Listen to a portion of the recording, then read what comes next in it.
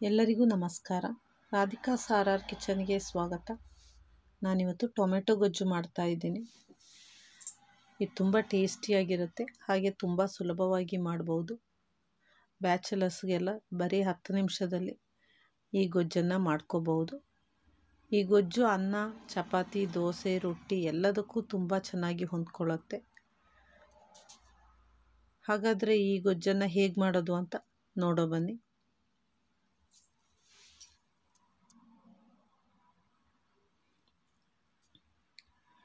ಮೊದಲು ಒಂದು ಕಡಾಯಿ ಬಿಸಿ ಮಾಡಿ ಅದಕ್ಕೆ 5 ಟೀ ಸ್ಪೂನ್ ಎಣ್ಣೆ ಹಾಕಿ, ಎಣ್ಣೆ ಚೆನ್ನಾಗಿ ಬಿಸಿ ಆದ ನಂತರ ಅರ್ಧ ಟೀ ಸ್ಪೂನ್ ಸಾಸಿವೆ ಹಾಕಿ, ಸಾಸಿವೆ ಚೆನ್ನಾಗಿ ಸಿಡಿದ ನಂತರ ಅರ್ಧ ಟೀ ಸ್ಪೂನ್ ಜೀರಿಗೆಯನ್ನು ಹಾಕ್ಕೋಬೇಕು.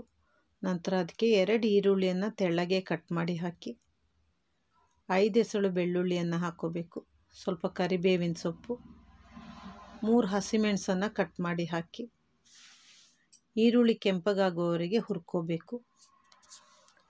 ನಂತರ ಅದಕ್ಕೆ 4 ಟೊಮೆಟೊವನ್ನು ಸಣ್ಣದಾಗಿ ಕಟ್ ಮಾಡಿ ಹಾಕಿ ಚೆನ್ನಾಗಿ ಒಮ್ಮೆ ಮಿಕ್ಸ್ ಮಾಡ್ಕೋಬೇಕು. ನಂತರ ಅದಕ್ಕೆ 1 ಟೀ ಸ್ಪೂನ್ ಉಪ್ಪನ್ನು ಹಾಕಿ ಮತ್ತೊಮ್ಮೆ ಮಿಕ್ಸ್ ಮಾಡಿ ಅದನ್ನು ಮುಚ್ಚಿ ಇಟ್ಟು ಮೀಡಿಯಮ್ ಫ್ಲೇಮಲ್ಲಿ ಒಂದು 5 ನಿಮಿಷ ಬೇಯಿಸ್ಕೋಬೇಕು. ಮಧ್ಯೆ ಮಧ್ಯೆ ಒಮ್ಮೆ ಮಿಕ್ಸ್ ಮಾಡ್ತಾ ಇರಿ, ಇಲ್ಲದಿದ್ದರೆ ಅದು ತಳ ಹಿಡಿಯುತ್ತೆ.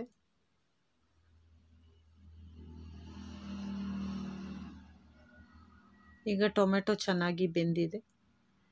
ಇದನ್ನ ಒಮ್ಮೆ ಚೆನ್ನಾಗಿ ಮಿಕ್ಸ್ ಮಾಡಿ ಅದಕ್ಕೆ ಅರ್ಧ ಟೀ ಸ್ಪೂನ್ ಮೆಣಸಿನ ಪುಡಿ, ಅರ್ಧ ಟೀ ಸ್ಪೂನ್ ಅರಿಶಿನ ಪುಡಿ, ಅರ್ಧ ಟೀ ಸ್ಪೂನ್ ಕೊತ್ತಂಬರಿ ಪುಡಿ ಹಾಕಿ ಇದಕ್ಕೆ ಅರ್ಧ ಟೀ ಸ್ಪೂನ್ ಚಿಕನ್ ಮಸಾಲ ಹಾಕ್ಕೋಬಹುದು.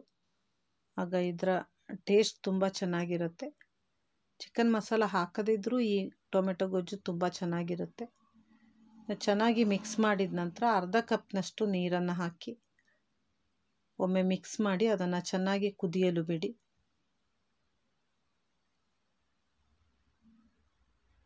ಚೆನ್ನಾಗಿ ಕುದಿ ಬಂದ ನಂತರ ಅದಕ್ಕೆ 1/4 ಟೀ ಸ್ಪೂನಷ್ಟು ಸಕ್ಕರೆ, ಸ್ವಲ್ಪ ಕೊತ್ತಂಬರಿ ಸೊಪ್ಪನ್ನು ಹಾಕಿ ಚೆನ್ನಾಗಿ ಮಿಕ್ಸ್ ಮಾಡಿ.